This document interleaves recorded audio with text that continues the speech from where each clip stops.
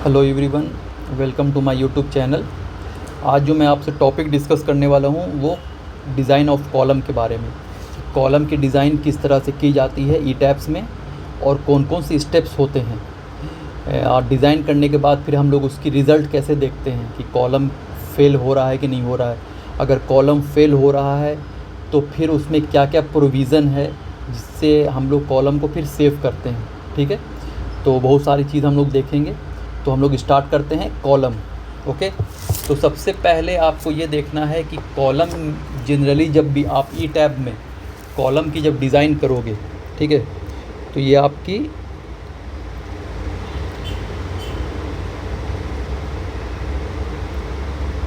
Design of column. Okay, तो ई tabs में जब भी हम लोग कॉलम की डिज़ाइन करते हैं तो किस में करते हैं, तो स्ट्रेंथ मॉडल में करते हैं। आपको पता है कि जनरली जब भी हम किसी भी स्ट्रक्चर्स की डिज़ाइन करते हैं तो उससे पहले हम लोग 3 मॉडल क्रिएट करते हैं। पहला मॉडल कौन सा होता है, तो पहला मॉडल जो होता है उसे हम लोग अनक्रैक्ड मॉडल कहा जाता है। First model is uncracked model. जो सेकंड मॉडल आपकी होती है उसे हम लोग क्या कहते हैं, तो इसे हम लोग सर्विस क्रैक्ड कहा जाता है। Second one is service cracked model. I hope आपको पता होगा service cracked model. And third one जो होती है आपकी वो होती है strength cracked model. Okay, third one is strength cracked model. Okay, तो जनरली हम लोग क्या करते हैं, अनक्रैक्ड मॉडल, सर्विस क्रैक्ड मॉडल और स्ट्रेंथ क्रैक्ड मॉडल। तो कोई भी स्ट्रक्चर्स को सबसे पहले जब हम लोग उसकी एनालिसिस करते हैं तो एनालिसिस करने के बाद जो स्ट्रक्चर्स होती है वो पहली अनक्रैक्ड मॉडल में होती है। तो जनरली हम लोग अनक्रैक्ड मॉडल में क्या चेक करते हैं, तो अनक्रैक्ड मॉडल में हम लोग जनरली डिफ्लेक्शन चेक की जाती है। आपको पता होगा आइदर आप deflections due to gravity load की वजह से कर रहे हो या क्रीप एनालिसिस की वजह से चेक कर रहे हो। ठीक है, तो हम लोग डिफ्लेक्शंस चेक करते हैं और डिफ्लेक्शंस के बाद फिर हम लोग और क्या चेक करते हैं इसमें, तो इसमें हम लोग मॉडल एनालिसिस चेक करते हैं स्ट्रक्चर की, मॉडल एनालिसिस। ओके, तो ये दोनों जो चेक की जाती है वो हम लोग अनक्रैक्ड मॉडल में करते हैं। फिर इस अनक्रैक्ड मॉडल को सेव एज करते हैं और उसके बाद फिर उसे सर्विस क्रैक्ड मॉडल में सेव कर देते हैं। तो वो जो मॉडल बन क्या होता है नेक्स्ट, वो सर्विस क्रैक्ड मॉडल होता है। तो सर्विस क्रैक्ड मॉडल में हम लोग क्या चेक करते हैं, तो देखिए generally service cracked model and strength cracked model. ठीक है, तो जनरली आपको ये याद रखना है कि अनक्रैक्ड मॉडल, सर्विस क्रैक्ड मॉडल और स्ट्रेंथ क्रैक्ड मॉडल। तो हम लोग सर्विस क्रैक्ड मॉडल में जो चेक करते हैं वो करते हैं मैक्सिमम स्टोरी डिस्प्लेसमेंट चेक करते हैं। ठीक है, ड्यू टू अर्थक्वेक लोड और ड्यू टू विंड लोड। फिर इसमें हम लोग क्या चेक करते हैं, ड्रिफ्ट रेशियो चेक करते हैं, maximum inter storey drift ratio check करते हैं। तो ये ड्रिफ्ट रेशियो, ओके, ये भी चेक करते हैं। फिर इसे चेक करने के बाद फिर उसे हम लोग सेव एज करके जो सेव करते हैं वो किस नाम से करते हैं, तो स्ट्रेंथ क्रैक्ड मॉडल से चेक करते हैं। ठीक है, और स्ट्रेंथ क्रैक्ड मॉडल में ही हम लोग क्या करते हैं चेक, तो इसमें हम लोग बकलिंग एनालिसिस की जाती है। ओके, बकलिंग एनालिसिस हम लोग चेक करते हैं कि स्ट्रक्चर में बकलिंग एनालिसिस की ज़रूरत है कि नहीं है। उसके साथ साथ फिर आप इसमें हम लोग गस्ट फैक्टर चेक करते हैं, गस्ट फैक्टर। ठीक है, आप बकलिंग एनालिसिस चेक कर सकते हो, गस्ट फैक्टर्स चेक कर सकते हो, बहुत सारी चीज़ें इसमें होती है। उसके साथ साथ हम लोग इसमें टॉर्शनल इरेगुलरिटी चेक करते हैं स्ट्रक्चर की, टॉर्शनल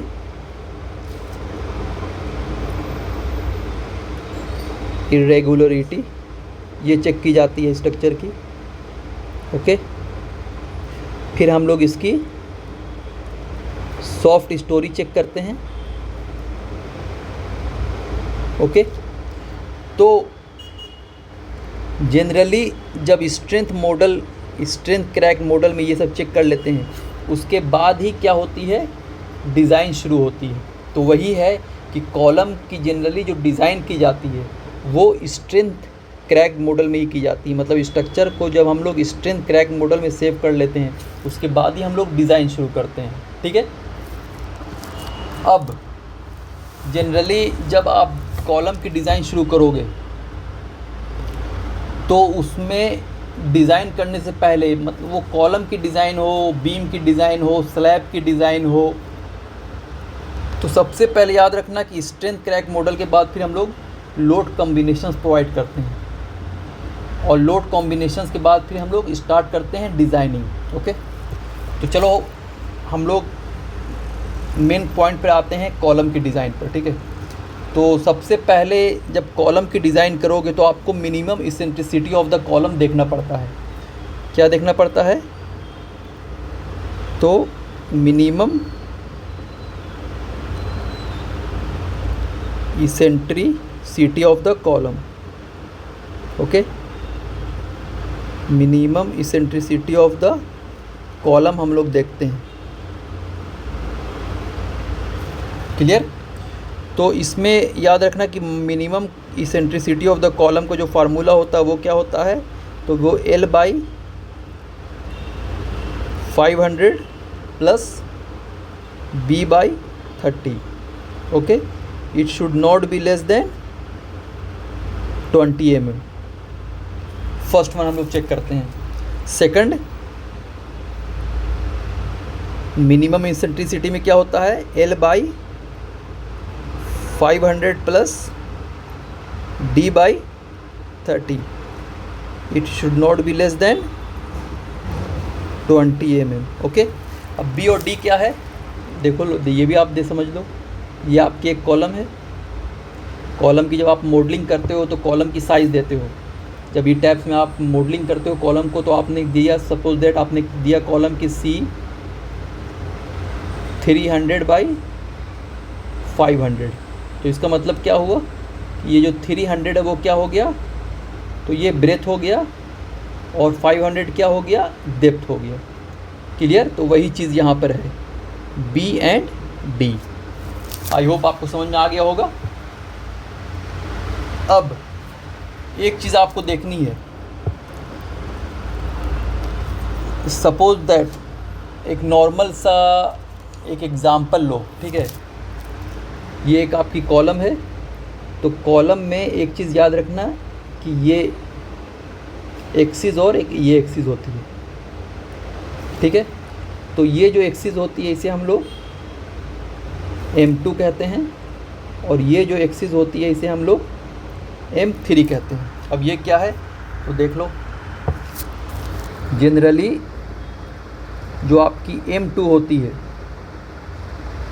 ये आपकी माइनर एक्सिस होती है कॉलम की।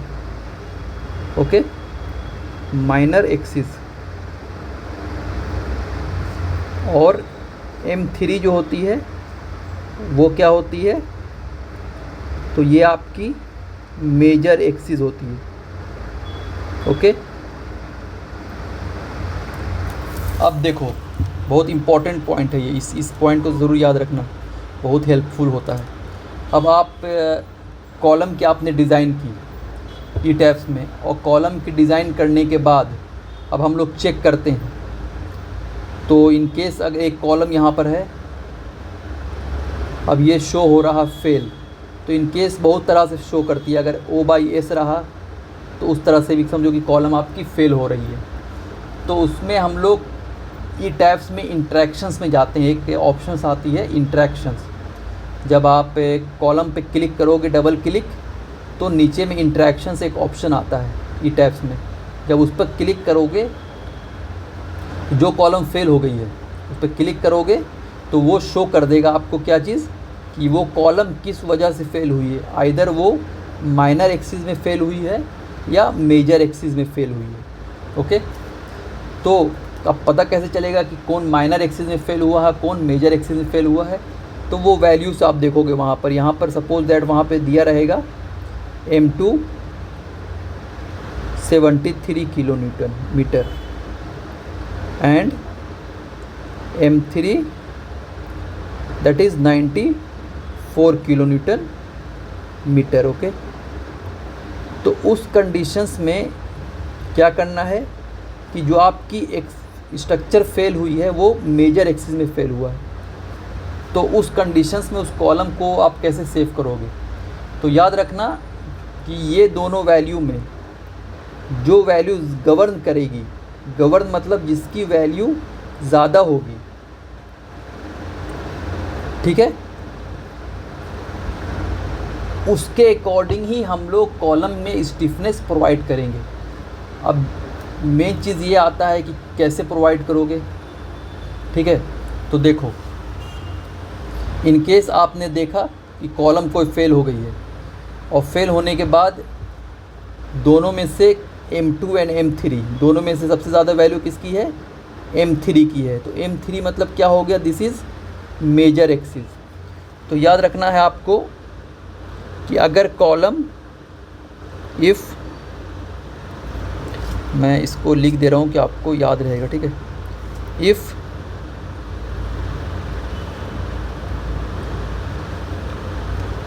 Column will fail in minor axis, अगर आपकी कॉलम माइनर एक्सिस में फेल होती है तो उस कंडीशंस में कॉलम की ब्रेथ बढ़ानी है। याद रखना, ब्रेथ को इंक्रीज़ करना है। अब सपोज दैट आपने यहाँ पे एक कॉलम दिया है जिसकी साइज़ 300 बाई 500 है। अब कॉलम अगर फेल हो रहा है माइनर एक्सिस में तो उस कंडीशंस में आपकी ये 300 ब्रेथ है, इसकी साइज़ आपको सिर्फ कॉलम की बढ़ानी है, ठीक है। और उसके बाद आपको इसको एनालिसिस फिर से करनी है और चेक करनी है। इफ़ अगर आपकी column, if column will fail in, अगर आपकी कॉलम जो फेल हो रही है वो मेजर एक्सिस में फेल हो रही है इन केस, तो उस कंडीशन में क्या करोगे आप? तो देख लो, अगर आपकी कॉलम मेजर एक्सिस में फेल हो रही है तो उस कंडीशंस में कॉलम की डेप्थ को बढ़ानी है। ओके, तो ये आपको समझ में आ गया होगा कि किस तरह से हमें चेक करनी है कि कॉलम की साइज़ बढ़ानी है किस जगह पर, मतलब कॉलम की ब्रेथ बढ़ानी है या कॉलम की डेप्थ बढ़ानी है और कैसे बढ़ानी है। तो वो हमें माइनर एक्सिस और मेजर एक्सिस से ही पता चलेगा, ठीक है। ये एक तरह का फेल हुआ। अब ऐसा नहीं है कि सिर्फ कॉलम में यही एक फ़ेल होती है, बहुत तरह की फ़ेल होती है कॉलम में, ठीक है। बहुत सारी चीज़ चेक की जाती है। जब आप ई टैप्स का डिज़ाइन करने के बाद जब कॉलम का डिज़ाइन रिज़ल्ट देखते हो तो जब आप हमेशा क्या करना कि जाने के बाद उसमें एक ऑप्शन डिज़ाइन की आती है, डिज़ाइन में क्लिक करने के बाद फिर उसमें डिज़ाइन इन्फो में जाने के बाद सबसे नीचे जाना कि शो ऑल फेल्योर्स में। जब उस पर क्लिक करोगे तो ऑटोमेटिक वो शो कर देगा कॉलम, कि कॉलम किस वजह से फेल हुई है। अगर उसको क्लिक नहीं करोगे और ऑटोमेटिक देखोगे तो क्या होगा कि शो तो करेगा, कि बहुत जगह शो नहीं करेगा कि कॉलम फेल नहीं हुई है। हो सकता है कि कुछ कॉलम में O/S शो नहीं करे, लेकिन मे भी वो कॉलम BCC रेशियो की वजह से फेल हो रही है, मतलब बकलिंग कंप्रेशन कैपेसिटी की वजह से फेल हो रही है। तो इसलिए हमेशा शो ऑल फेल्योर में जाना चाहिए और जाने के बाद उस एलिमेंट को देखना चाहिए कि वो एलिमेंट फेल हुई है कि नहीं हुई है। अगर हुई होगी तो वो ऑटोमेटिक वहाँ पर आपको स्क्रीन पर शो कर देगा कि कॉलम की कौन सा कॉलम, अगर 10 कॉलम आपने स्ट्रक्चर में यूज़ किया है, 20 कॉलम यूज़ किया है, जितने भी कॉलम यूज़ किया है, तो कोई भी कॉलम अगर फेल होगी तो वो ऑटोमेटिक शो कर देगा कि किस वजह से फेल हुआ है। सबसे बड़ा जो टास्क होता है वो आपको पहचानना होता है कि कॉलम किस वजह से फेल हो रही है। सबसे मेन इम्पॉर्टेंट चीज़ ये होता है, उसके अकॉर्डिंग ही आपको, ठीक है। तो ये बहुत ज़्यादा इम्पॉर्टेंट चीज़ होती है, इसे समझना। जब आप प्रैक्टिस करोगे तो ऑटोमेटिक धीरे धीरे आपको समझ में आ जाएगा। ओके, अब देखो जनरली एक चीज़ तो क्या होती है कि कॉलम में हमें देखना पड़ता है कि कौन सी कॉलम शॉर्ट कॉलम है और कौन सी कॉलम लॉन्ग कॉलम है। तो वो आप कैसे जानोगे? तो याद रखना कि अगर इफ़ इफ़ेक्टिव लेंथ जो होती है KL/R, R क्या होती है? That is radius of gyration. तो KL/R अगर 12 से कम है तो उस कंडीशंस में ये जो कॉलम होगी उसे हम लोग क्या कहेंगे? That is short column. Okay, और अगर KL/R इज़ ग्रेटर दैन 12, अगर 12 से ज़्यादा है तो इसे हम लोग लॉन्ग कॉलम कहते हैं। आई होप आपको समझ में आ गया होगा कि लॉन्ग कॉलम क्या होती है एंड शॉर्ट कॉलम क्या चीज़ होती है। ओके, अब इन केस कोई कॉलम है जो लॉन्ग कॉलम है तो उस कंडीशन में क्या करना पड़ेगा? मतलब वो 12 से ज़्यादा उसकी लेंथ है, KL/R जो है इट इज़ ग्रेटर दैन 12, तो उस कंडीशन में क्या करना पड़ेगा? तो अगर 12 से ज़्यादा आ रही है, if getting more than 12, then उस कंडीशन में you have to provide additional moment. Clear? तो उस कंडीशंस में आपको क्या करना पड़ेगा? मैं नोट में आपको लिख देता हूँ ये चीज़, ये बहुत इंपॉर्टेंट चीज़ है, इसको याद रखना है। If getting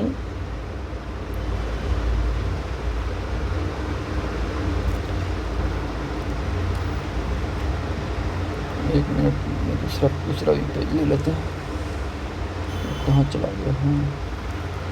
okay, so if getting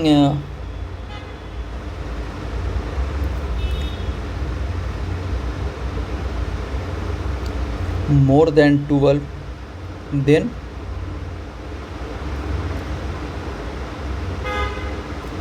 have to provide,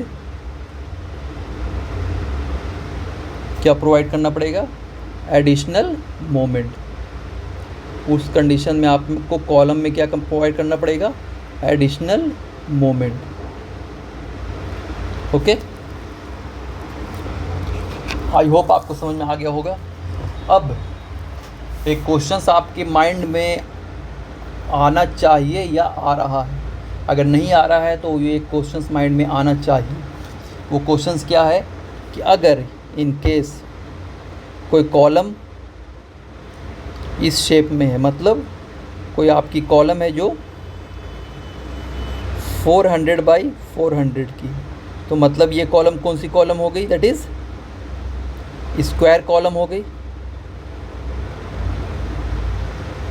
ये कॉलम आपकी स्क्वायर कॉलम। ओके, तो उस कंडीशंस में कौन सी माइनर एक्सिस होगी और कौन सी मेजर एक्सिस होगी? ओके, तो याद रखना है कि अगर आपकी कोई कॉलम जो स्क्वायर कॉलम है तो उस कंडीशंस में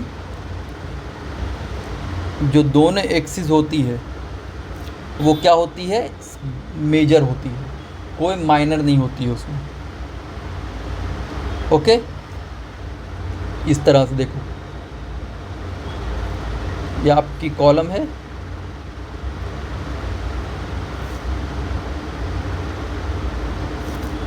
तो इसमें जो आपकी होगी वो जितनी भी होगी वो क्या हो जाएगी आपकी? That is major bending moment. मतलब in the case of square column में कोई भी माइनर एक्सिस नहीं होती है, बोथ साइड मेजर होती है। सिर्फ आपको अगर रेक्टेंगुलर कॉलम रहा तो उस कंडीशंस में ये जो होती है वो होती है माइनर, और ये जो होती है वो होती है मेजर, दैट इज़ ये आपकी M2 हो जाती है और ये आपकी M3 हो जाती है, लेकिन स्क्वायर कॉलम में दोनों जो होती है वो मेजर होती है। क्लियर? अब ये जो मैंने वर्ड बोला, if getting more than 12 then have to provide additional moment, तो ये एडिशनल मोमेंट का फार्मूला क्या होता है? तो देखो, जनरली एडिशनल मोमेंट का जो फार्मूला होता है वो ये है,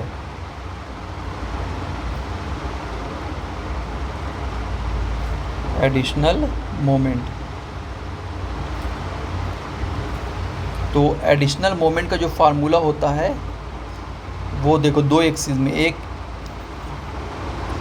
MA3 लेकर चलते हैं तो इसे K इंटू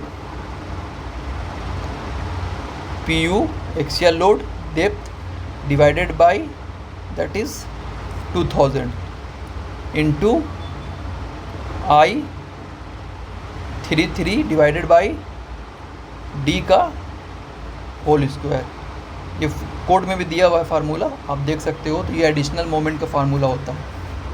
ओके, उसी तरह से additional moment, this is for major axis, this is for minor axis के लिए एडिशनल मोमेंट का फार्मूला। तो ये K इंटू ये क्या हो जाएगा, PU इंटू B हो जाएगा डिवाइडेड बाई 2000, I22 क्या है, that is moment of inertia, आपको पता ही होगा, डिवाइडेड बाई B का होल स्क्वायर। तो ये दूसरा फार्मूला होता है एडिशनल मोमेंट का, जहाँ पर I33 के फार्मूला क्या हो जाता है। तो I33 का जो हम फार्मूला लेते हैं वो लेते हैं K33 इंटू L33। ओके, इसी तरह से अगर आपको I22 का निकालना तो क्या हो जाएगा, K22 इंटू L22। आई होप आपको समझ में आ गया होगा। अब यहाँ पे K का फार्मूला, ये जो K है उसका फार्मूला क्या होता है, तो जो कोड में दिया हुआ है वो K का फार्मूला है, that is K equal to PUZ minus PU divided by PUZ minus PB इन इज़ लेस दैन और इक्वल टू 1 होता है। क्लियर? यहाँ पर जो PUZ है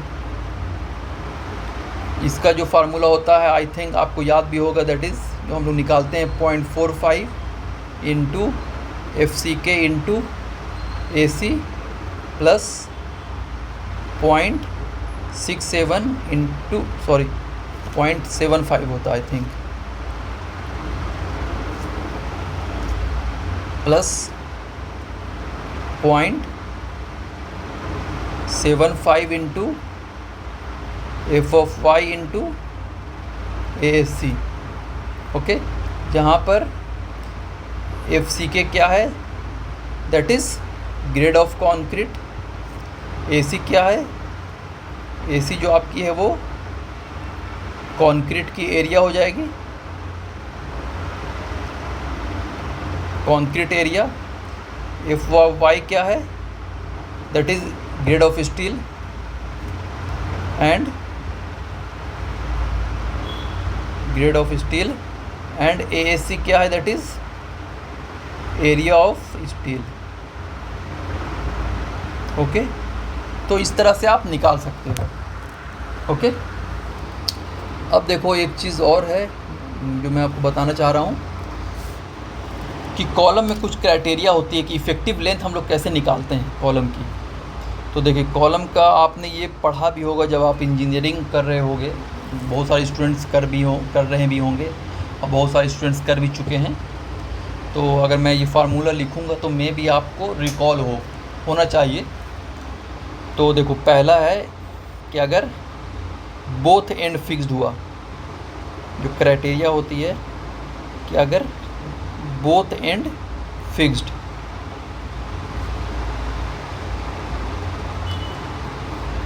ये क्राइटेरिया है इफ बोथ एंड्स फिक्स्ड। तो इस कंडीशंस में इफेक्टिव लेंथ का फार्मूला क्या हो? इफेक्टिव लेंथ का क्या होगा? That is 0.65 into L. Okay, second जो आपकी कंडीशंस है वो है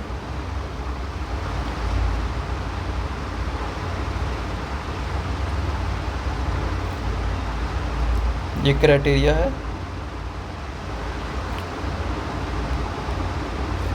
इफ वन एंड रोटेशन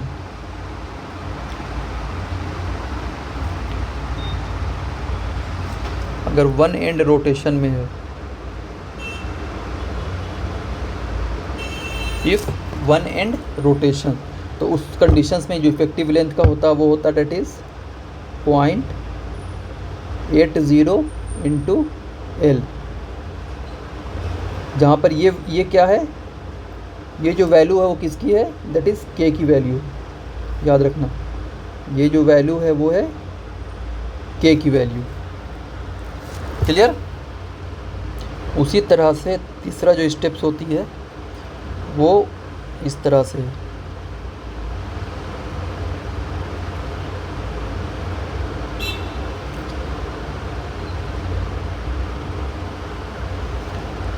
इसमें थोड़ा कलर चेंज कर देते हैं।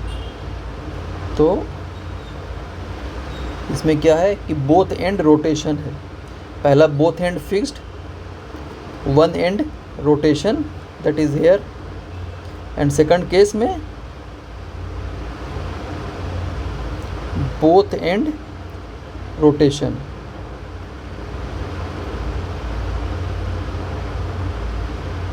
बोथ एंड रोटेशन, तो उस कंडीशन में क्या हो जाएगा?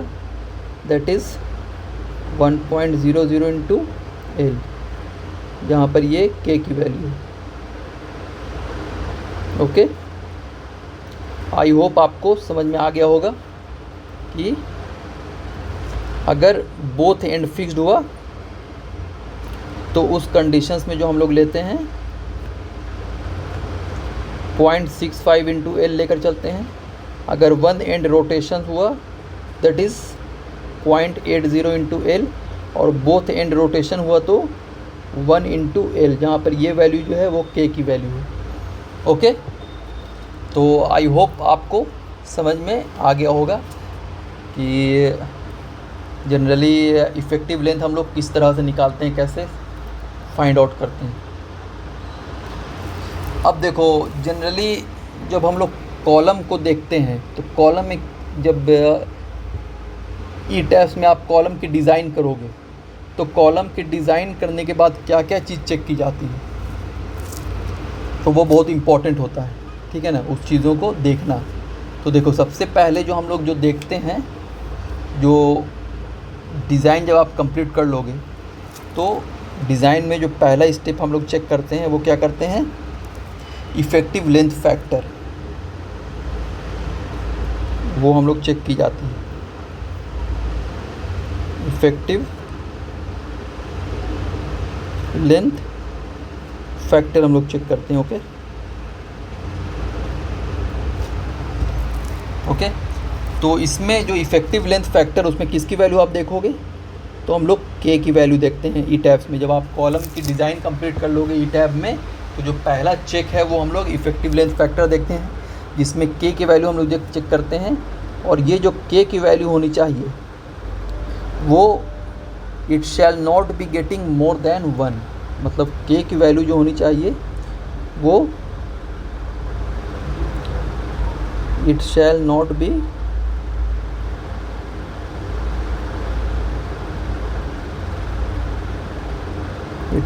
बी गेटिंग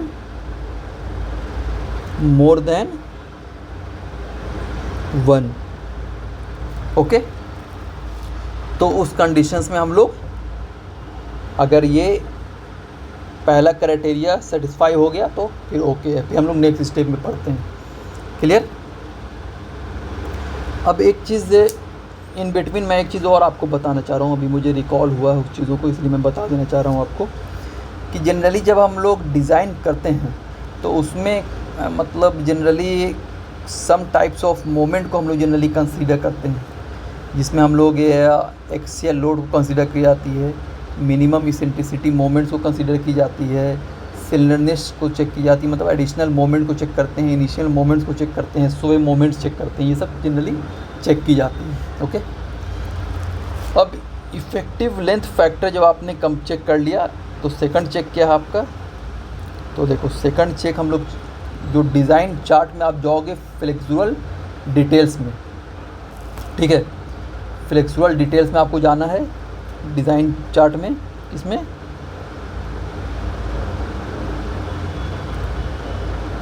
फ्लेक्सुरल डिटेल्स में। ओके, और फ्लेक्सुरल डिटेल्स में आपको जो चेक करना है वो मिनिमम mz और मिनिमम m3 की वैल्यू चेक कर लेना। मतलब यहाँ पर ऐसे दिया रहेगा, वहाँ पर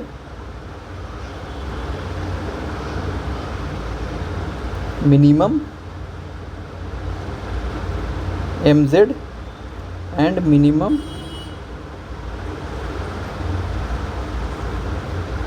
mz भी रहेगा, या m2 भी आप कर सकते हो, इसको m2 भी शो कर सकता है, m3। तो यहाँ पर m2 की वैल्यू चेक कर लेना। तो वो जनरली फार्मूला क्या होता है, that is PU into EX होता है, जहाँ पर EX का फार्मूला क्या होता है, दैट इज़ L बाई, जो मैंने आपको शुरू में बताया, L by 500 plus B by 30। उसी तरह से m3 का PU into EY, and EY का जो होता है वो होता है L by 500 plus D by 30। तो इस तरह से हम लोग फ्लेक्सुरल डिटेल्स में इसे भी चेक करना पड़ता है। क्लियर? अब नेक्स्ट चेक जो होती है आपकी, पहला आपने इफेक्टिव लेंथ फैक्टर चेक कर लिया, सेकंड में हमने फ्लेक्सुरल डिटेल्स में चेक कर लेते हैं, थर्ड जो चेक की जाती है वो चेक की जाती है slenderness effects and minimum biaxial moments. एक चार्ट होती है रिज़ल्ट में, उसमें हम लोग चेक करते हैं and moments and initial moments की वैल्यू। जो थर्ड होती है आपकी वो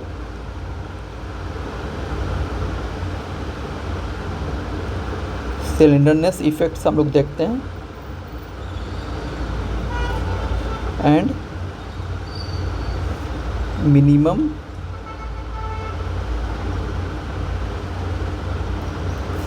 बायएक्सियल मोमेंट्स।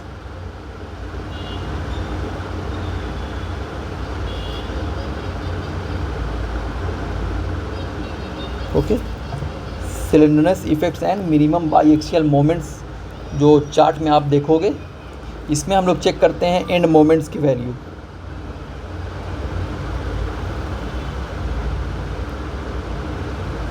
एंड मोमेंट्स की वैल्यू चेक करते हैं, और सेकंड में हम लोग इसी में इनिशियल मोमेंट्स की वैल्यू चेक की जाती है। अब देखो ये क्या बहुत इंपॉर्टेंट है, ये एक एंड मोमेंट्स की वैल्यू इसमें हम लोग चेक करते हैं, और सेकंड इनिशियल मोमेंट की वैल्यू।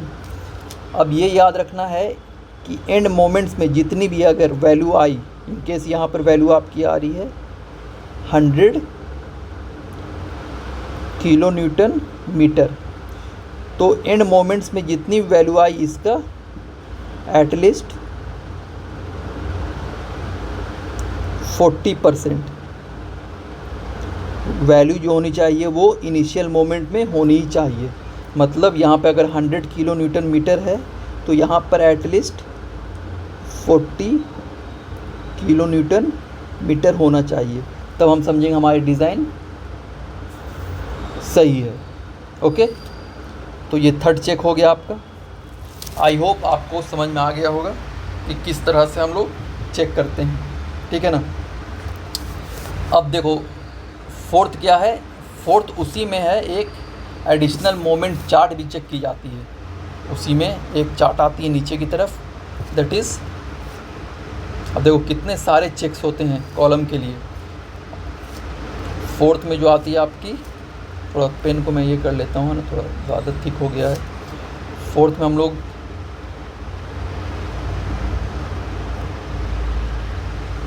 एडिशनल मोमेंट चार्ट में हम लोग चेक करते हैं। अब एडिशनल मोमेंट चार्ट में क्या चेक की जाती है, तो उसमें KL बाय डेप्थ की लिमिट चेक की जाती है। ठीक है, अगर KL by depth limit will be 12 रहा तो उस कंडीशंस में नो एडिशनल मोमेंट की ज़रूरत है। जो मैंने आपको शुरू में बताया तो वो इसमें भी चेक करते हैं हम लोग, मतलब इसमें कोई एडिशनल मोमेंट की ज़रूरत नहीं है, no additional moment required. Okay, तो ये एडिशनल मोमेंट चार्ट में भी हम लोग इस चीज़ को चेक की जाती है। क्लियर? याद रखना कि जो एडिशनल मोमेंट होती है वो will purely depend upon slenderness effect, मतलब पूरी तरह से वो सिलेंडरनेस इफेक्ट पर डिपेंड होती है। क्लियर? सो जनरली कॉलम में जो हम लोग डिज़ाइन मोमेंट्स होता है वो एक्सियल लोड्स लेते हैं, moment due to gravity loads होती है, moment due to minimum eccentricity होती है, फिर हम लोग स्वे और नॉन स्वे मोमेंट्स भी देखते हैं, फिर इनिशियल मोमेंट्स भी चेक करते हैं, फिर सिलेंडरनेस होती है, दैट इज़ एडिशनल मोमेंट जो होता है। तो इसमें से जनरली जो maximum all the moments as design moments होता है। क्लियर? अब जब आपने ये सब चेक कर लिया उसके बाद फिर हम लोग इसमें एडिशनल मोमेंट्स चेक चार्ट के बाद फिर एक जो चार्ट में हम लोग चेक करते हैं इसी में वो BCCR डिटेल्स चेक की जाती है। BCCR details. क्लियर? अब BCCR डिटेल्स में क्या देखोगे आप, तो BCCR डिटेल्स में जो चेक की जाती है वहाँ पे देखना है कैसे ऐसे दिया रहेगा 1/4 B/C मेजर, और यहाँ पर आपका एक ऑप्शंस रहेगा इस तरह से beam column flexural, beam column flexural capacity. Okay, इस तरह से दिया रहेगा। तो इसमें भी इस तरह से दिया रहता है 1/4 B/C माइनर। ओके, तो इसमें जनरली हम लोग क्लॉकवाइज में देखते हैं कि अगर ये वैल्यू 1.4 से ज़्यादा है तो मतलब है कि कॉलम जो है वो आपकी क्या है, वो स्ट्रेंथ है, मतलब स्ट्रॉन्गर है। समझ रहे हो ना? इसमें हम लोग जनरली चेक करते हैं कि if this value is getting more then 1.4 तो उस कंडीशंस में जो क्या है, जो कॉलम जो है वो आपकी स्ट्रॉन्गर है, और अगर लेस आ रही है 1.4 से तो उस कंडीशंस में क्या करना पड़ेगा, जो सॉफ्टवेयर होता है वो will increase the reinforcement details automatically. उस कंडीशन में आपको क्या करना है कि सॉफ्टवेयर ऑटोमेटिकली क्या करेगा ना कि वो इंक्रीज़ कर देगा रेनफोर्समेंट डिटेल्स को। तो उसमें आपको ये चेक करना है कि जो वैल्यू आ रही है वो 1.4 से ज़्यादा आ रही कि नहीं। अगर ज़्यादा आ रही है तो समझ लेना है कि वो आपकी जो कॉलम है वो स्ट्रॉन्गर है। ओके, तो इस तरह से हम लोग BCCR डिटेल्स भी चेक करते हैं। तो आई होप आपको समझ में आ गया होगा किस तरह से ये करते हैं। अब देखो जनरली एक चीज़ और मैं आपको बता रहा हूँ कि अगर रीबार की जो परसेंट है वो गेटिंग मोर देन लिमिट, अगर परसेंटेज ऑफ स्टील जो हो रही है वो लिमिट से कुछ ज़्यादा आ रही है, तो उस कंडीशन में क्या करना पड़ेगा कि आप इन्वेस्टिगेट करो कि which moment is governing and why it is governing and either due to sway और सिलेंडर्स इफेक्ट। अब देखो जनरली क्या है, एक चीज़ और भी मैं, कॉलम की जब आप डिज़ाइन करते हो तो कॉलम में रेनफोर्समेंट की भी क्राइटेरिया होती है कि मिनिमम रेनफोर्समेंट कितनी होती है कॉलम में होनी चाहिए। तो मिनिमम परसेंटेज ऑफ रेनफोर्समेंट जो होती है वो 0.8, मतलब कॉलम में मिनिमम 0.8% स्टील होना चाहिए और मैक्सिमम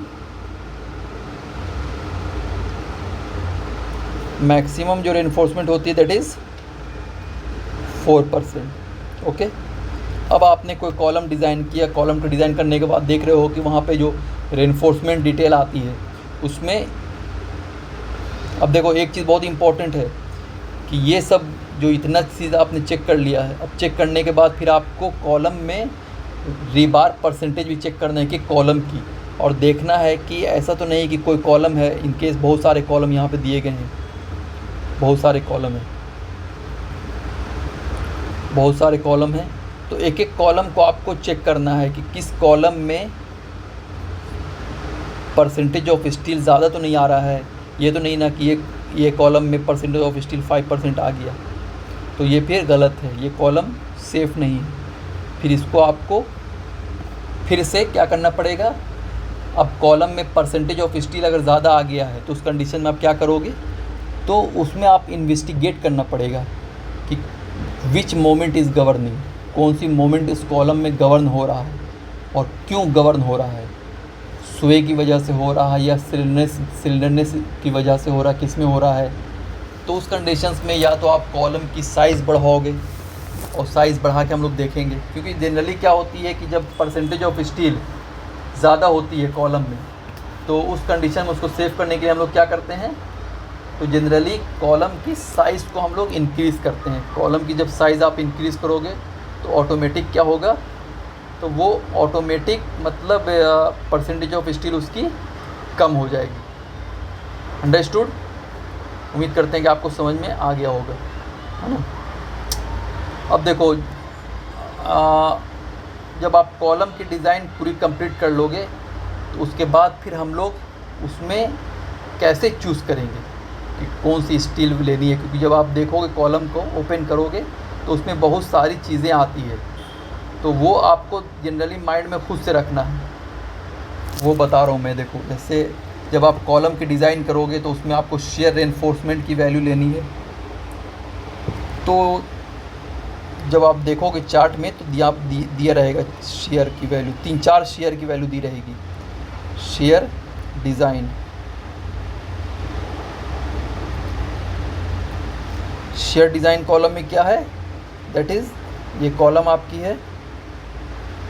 तो कॉलम में ये जो हम लोग टाइस प्रोवाइड करते हैं, इसी को हम लोग क्या कहते हैं, शेयर डिज़ाइन कॉलम। तो जब आप डिज़ाइन कंप्लीट कर लोगे तो फिर शेयर डिज़ाइन के लिए भी रीबार दी जाती है। तो वहाँ पर देखना इस तरह से दिया गया है, सपोज़ दैट यहाँ पे दिया हुआ है, दिया रहेगा मेजर शेयर। अब इसकी वैल्यू इनकेस अगर 332 mm² दी गई, ठीक है। जो मेजर शेयर होता है वो V2 के फॉर्म में होता है, और माइनर शेयर, तो माइनर शेयर ये आपकी V3, तो इसकी वैल्यू इनकेस 655 mm² आ गई। तो इसमें कौन सी वैल्यू आपको लेनी है, तो हमेशा याद रखना कि जो मैक्सिमम वैल्यू होती है उसी को लेकर के उसकी डिटेलिंग की जाती है। Okay, clear? Generally column mostly जो होता है ना वो फ्लेक्सिबल रेनफोर्समेंट गवर्न करता है, शेयर रीबार उतना गवर्न नहीं करता है कॉलम में, ठीक है। ये चीज़ को याद रखना है कि इन column mostly flexible reinforcement govern, not share rebar. अब इसमें एक चीज़ और भी देखनी है कि लॉन्गिट्यूडनल रेनफोर्समेंट की वैल्यू हम लोग कैसे लेंगे। तो देखो, जब ये तो शेयर डिज़ाइन के हमने देख लिया, अब कॉलम में एक चार्ट आती है जिसमें हम लोग लॉन्गिट्यूडनल रेनफोर्समेंट की वैल्यू दी गई है। लॉन्गिट्यूडनल क्या मतलब, ये आपकी कॉलम है, ये जो वर्टिकली बार आई है, स्टील आई है, this is called longitudinal reinforcement. Okay, तो लॉन्गिट्यूडनल रेनफोर्समेंट मैं शॉर्ट में लिख दे रहा हूँ। तो देखो, इसमें जनरली चार्ट में देखना आप, तो कॉलम एंड रहेगा दिया गया। अब इसमें यहाँ पर दिया रहेगा टॉप एंड बॉटम। अब यहाँ पर रीबार परसेंटेज दिया रहेगा आपका। अब इन केस यहाँ पे दिया गया 1.71 एक आया है, एक ही कॉलम में एक आया 1.74, मतलब टॉप में 1.71, बॉटम में 1.74। तो इसमें कौन सा करना आपको डिटेलिंग, तो याद रखना कि मैक्सिमम को चूज़ करना है एंड उसकी डिटेलिंग करनी है ऑटोकैड में फॉर GFC, मतलब गुड फॉर कंस्ट्रक्शंस के लिए। तो आई होप आपको समझ में आ गया होगा कि किस तरह से हम लोग कॉलम की डिज़ाइन की जाती है ईटैक्स में और कौन कौन से रिज़ल्ट देखे जाते हैं, ये सबसे मेन इम्पॉर्टेंट होता है। ठीक है। अब एक चीज़ और भी याद रखना कि DC जब हम कॉलम में चेक करते हैं ना, वो माइनर बेंडिंग गवर्न कर रहा है या मेजर बेंडिंग गवर्न कर रहा है, तो उसके बाद एक चीज़ और भी देखना है कि वहाँ पर कॉलम में D/C रेशियो भी चेक करनी है कॉलम की। D/C रेशियो, तो जो D/C रेशियो होना चाहिए वो क्या होता चाहिए, तो it should be less than 1, it should be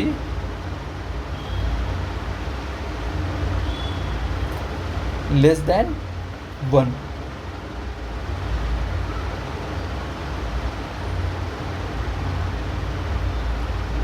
okay. तो ये सब जनरली स्टेप्स होते हैं जो आपको फॉलो करना है और चेक करना है। आई होप आपको अच्छी तरह से समझ में आ गया होगा कि किस तरह से हम लोग कॉलम की डिज़ाइन देखते हैं और ये करते हैं। इसमें एक इम्पॉर्टेंट चीज़ मैं लास्ट जो आपको बताने वाला हूँ, वो कॉलम में अगर कॉलम कोई ओनली BCCR नहीं, याद रखना सिर्फ एक जो मैंने आपको बताया जो BCCR, this is called beam column capacity ratio होता है, लेकिन अभी जो मैं आपको बता रहा हूँ that is only BCC। Column इससे भी फेल होती है। BCC का फुल फॉर्म क्या हो गया, that is buckling in compression capacity. Column अगर आपकी इसकी वजह से फेल हो रही, क्योंकि जब आप देखोगे ना बहुत बार रिज़ल्ट में तो कॉलम में शो करेगा BCC। जैसे एक कॉलम आपके ऐसे दी गई है और ये कॉलम में लिखा रहेगा ऊपर की तरफ ऐसे BCC। तो अगर आपको समझ में नहीं आएगा तो आपको लगेगा कि ये कॉलम पास हो गई है आपकी, लेकिन नहीं, BCC अगर कॉलम में दिया गया मतलब ये कॉलम आपकी फ़ेल हो रही है। और किस वजह से फ़ेल हो रही है, तो ये कॉलम जो आपको फ़ेल हो रही है वो बकलिंग इन कंप्रेशन कैपेसिटी की वजह से, बकलिंग इन कंप्रेशन कैपेसिटी। ओके। इसका मतलब क्या है, अगर कॉलम आपकी बकलिंग इन कंप्रेशन कैपेसिटी में फेल हो रही है तो इसका मतलब है कि ये जनरली ये टिपिकली इंडिकेट करता है, क्या इंडिकेट करता है, तो अगर ये कॉलम जनरली इंडिकेट करता है कि ये जो कॉलम है वो एक्सियल कंप्रेसिव लोड की वजह से ये फेल हुआ है। मतलब इसमें जो axial compressive load demands exceed the buckling capacity of the column, मतलब कॉलम में जो एक्सियल लोड ज़्यादा आ गया उसके बकलिंग कैपेसिटी से, इस वजह से ये कॉलम फेल हो गई है, बकलिंग इन कंप्रेशन कैपेसिटी की वजह से। अब उस कंडीशंस में क्या क्या पॉसिबल सॉल्यूशंस है, अगर कोई कॉलम आपकी इस तरह से फेल हो रही है तो क्या क्या पॉसिबल सॉल्यूशंस है BCC की वजह से, तो ये देख लो एक बार। पॉसिबल सॉल्यूशन क्या क्या पॉसिबल सॉल्यूशंस हैं, तो पहला याद रखना, पहला सॉल्यूशन अगर कोई कॉलम आपकी BCC की वजह से फेल हो रही है, बकलिंग इन कंप्रेशन कैपेसिटी की वजह से, तो सबसे पहला जो सॉल्यूशंस ये है कि इंक्रीज़ करो आप क्या, increase the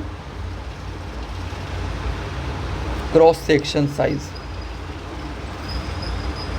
increase the cross section size, मतलब या तो आप ब्रेथ को या फिर डेप्थ को बढ़ाओ कॉलम का।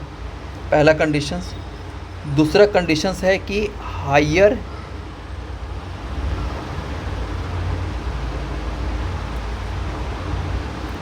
ग्रेड मटेरियल्स यूज़ करो। अगर आपने कोई कॉलम डिज़ाइन किया है और अगर आपने वहाँ पर M30 यूज़ किया है तो M30 की जगह पे क्या यूज़ कर लो, M35 यूज़ करो। उसके बाद चेक करो, ये क्राइटेरिया होता है। ओके, उसके बाद अगर उससे भी नहीं है, सेफ़ हो रहा है, तो फिर आप क्या करो कि इंट्रोड्यूस करो एक कॉलम में हॉरिजॉन्टल ब्रेसिंग। वैसे ये कॉलम है तो इसमें एक हॉरिजॉन्टल ब्रेसिंग क्या कर दो, इंट्रोड्यूस कर दो, तो उस वजह से भी ये सेफ़ हो सकता है। अगर उसके बाद एक ऑप्शंस ये है इनफिल वाल्स।